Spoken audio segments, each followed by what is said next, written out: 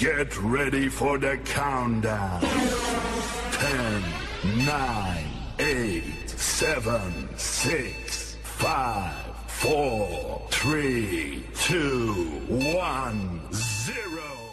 It's still real to me, damn it.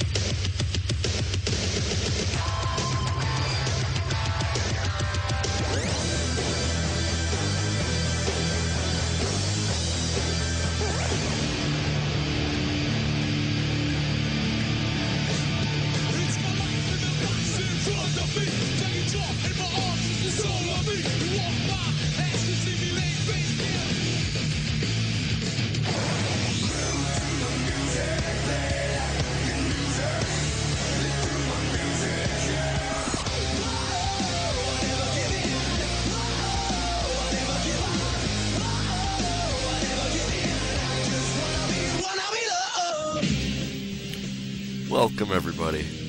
Welcome once again to this week's edition of the Still Real to Us Show, episode number 130. That is 130 consecutive weeks of the Still Real to Us Show for August 9th, 2012. I am the one and only Jeff Peck, joined as always, Redneck Revolution Rise Up with the one and only Trey, Captain Obvious Dent. With that being said, like I say every week, Captain, what's up, my man? After tonight, I am feeling refreshed and enlightened and ready to entertain the plebeian masses. Ooh, a little Damien Sandow to open up the show. My new favorite wrestler.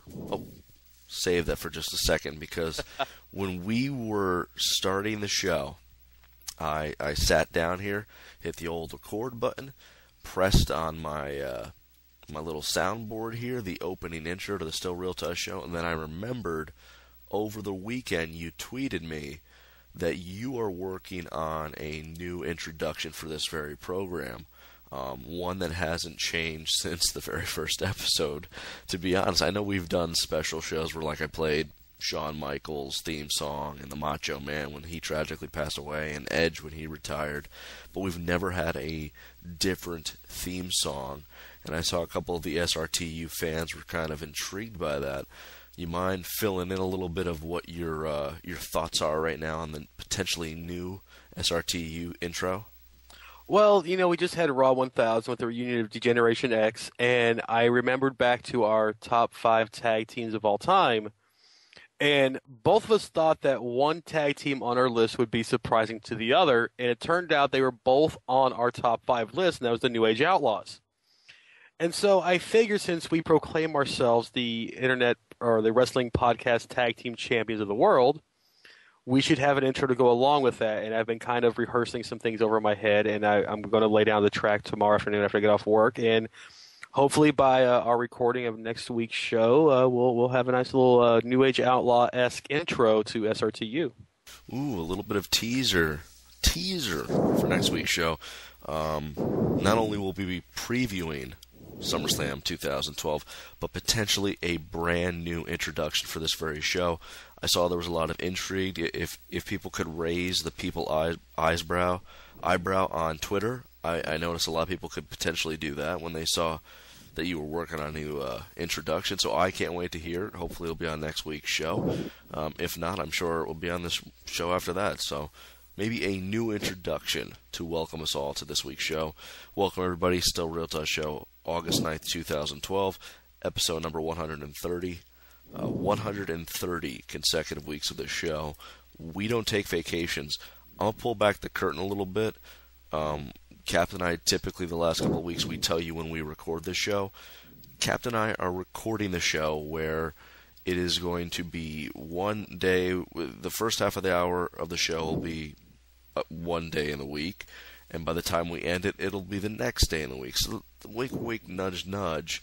Captain and I really don't sleep all that much, and we find time to record this podcast with you on a weekly basis. That's what I think what makes us the wrestling podcast tag team champions of the world, Capt. Well, to steal a line from Darren Young, I mean, you and I combined really are the Mr. No Days Off of podcasting. I mean, between your two jobs, my two jobs, this job, you writing for Camel Clutch, me writing for Wrestle Chat, and also for Wrestling's Last Hope, plus me doing VCW, there's not a lot of free time in the day for either of us. And so, Puff Daddy sleeps 1 hour a day. I figure I'm 4 times the man because I get 4 hours a day. So. Yes, we are not P. Diddy. We don't try to be. But I can tell you this much. Just looking at my schedule right here, today is August 9th. Next week is August 16th. And the week after that is August 23rd. So that's after SummerSlam. So then starting August 30th into September 6th and September 13th, Captain and I are going to be taking 3 weeks off. We're going to wrap up the summer and get ready for fall. And do a little special show programming on the 30th of August, the 6th of September, and the 13th of September as well. And then we return on the 20th of September with regular programming when we get right back into... And well, hold on a second. Before I get to that thought, the special shows, the one on the 6th will be with Eric Darcy, a longtime listener to the show. We're living up to our boyfriend Justin Bieber karaoke bet with him. And then on the 13th, we're going to be doing a top 5 managerial show. But when I was looking at the calendar here, Captain, and what's ahead for the SRTU schedule, September 20th, that means we're getting rapidly close to the end of the year. Now, I know it's only August 9th right now, but I feel like before you know it, you and I will be discussing our year-end awards for the Still Real to Us show.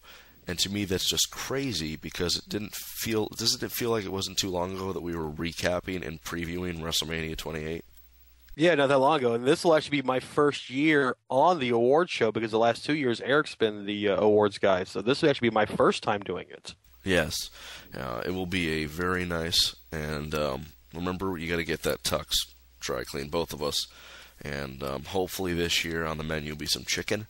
I can go for some nice chicken. I know you being the southern guy, maybe we'll throw some chicken in there as well. Maybe some mashed potatoes, mac and cheese. But enough with that. Let's get ready right in here to this week's show, episode number 130.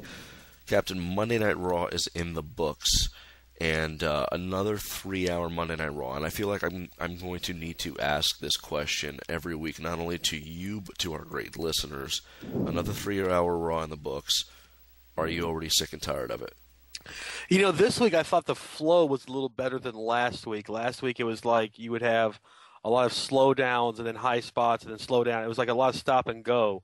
This one, it seemed a little bit more fluid. I'm not sick of it yet because I still think they're still getting a handle on it. We actually saw some Diva action this week. We actually saw some tag team action this week.